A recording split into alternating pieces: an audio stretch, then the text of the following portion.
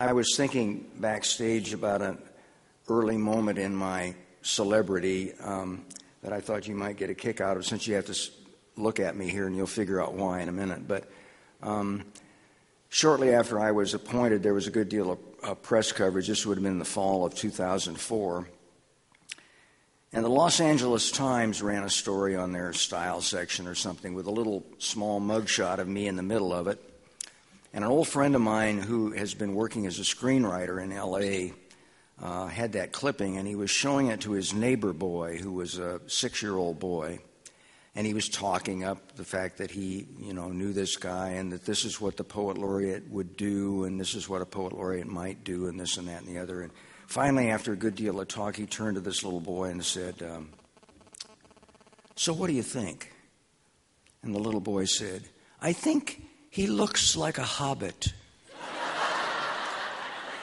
Like he came from Middle Earth." So that'll give you something to think about as you look up at me. Tattoo. What once was meant to be a statement, a dripping dagger held in the fist of a shuddering heart, is now just a bruise on a bony old shoulder. The spot where vanity once punched him hard and the ache lingered on. He looks like someone you had to reckon with, strong as a stallion, fast and ornery.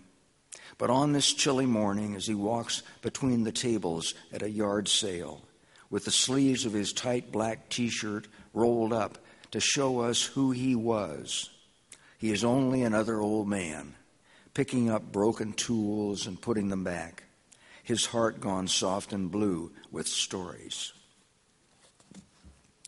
There may be young people in this audience who will discover what a tattoo looks like after 40 years.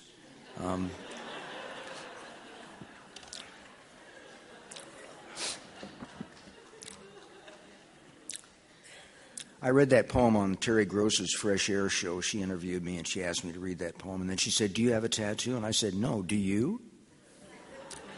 She didn't answer that, so I don't know. Another of those snapshots. A rainy morning. A young woman in a wheelchair, wearing a black nylon poncho spattered with rain, is pushing herself through the morning. You have seen how pianists sometimes bend forward to strike the keys, then lift their hands, draw back to rest, then lean again to strike, just as the chord fades.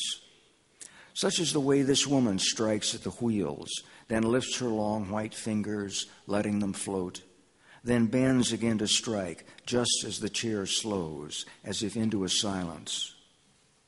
So expertly, she plays the chords of this difficult music she has mastered, her wet face beautiful in its concentration, while the wind turns the pages of rain. Father, today you would be 97 if you had lived, and we would all be miserable. You and your children driving from clinic to clinic, an ancient, fearful hypochondriac and his fretful son and daughter, asking directions, trying to read the complicated fading map of cures.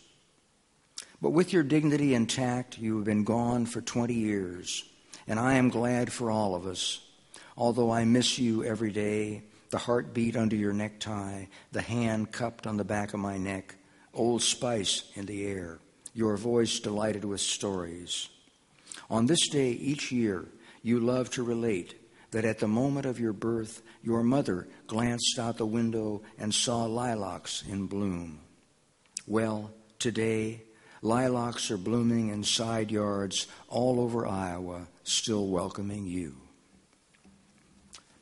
On what would have been his 100th birthday, my wife and I made a special trip over there to Ames to visit that lilac bush. He was born in the house right next to the house in which I grew up, and that lilac bush is still there right by that window, and was in bloom, a few little blossoms on May 19th.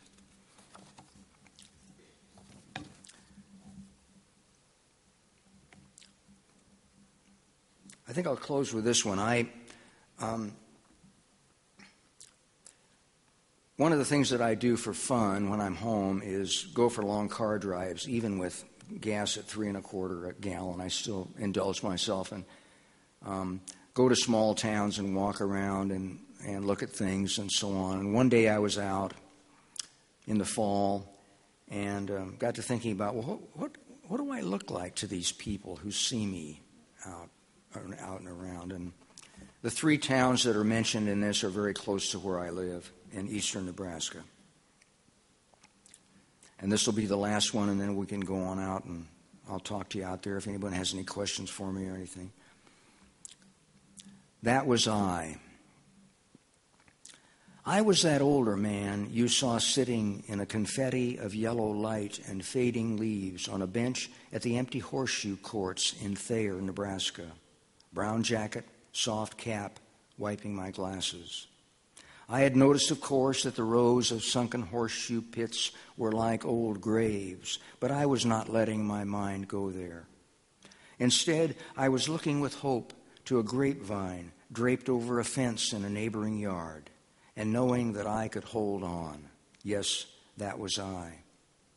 And that was I, the round-shouldered man you saw that afternoon in Rising City as you drove past the abandoned mini-golf, fists deep in my pockets, nose dripping, my cap pulled down against the wind as I walked the miniature Main Street, peering into the child-sized plywood store, the poor red school, the faded barn, thinking that not even in such an abbreviated world, with no more than its little events, the snap of a grasshopper's wing against a paper cup, could a person control this life? Yes, that was I. And that was I you spotted that evening, just before dark, in a weedy cemetery west of Staplehurst, down on one knee, as if trying to make out the name on a stone. Some lonely old man, you thought, come there to pity himself in the reliable sadness of grass among graves. But that was not so. Instead, I had found in its perfect web a handsome black and yellow spider, pumping its legs to try to shake my footing, as if I were a gift, an enormous moth that it could snare and eat. Yes, that was I. Thank you very much.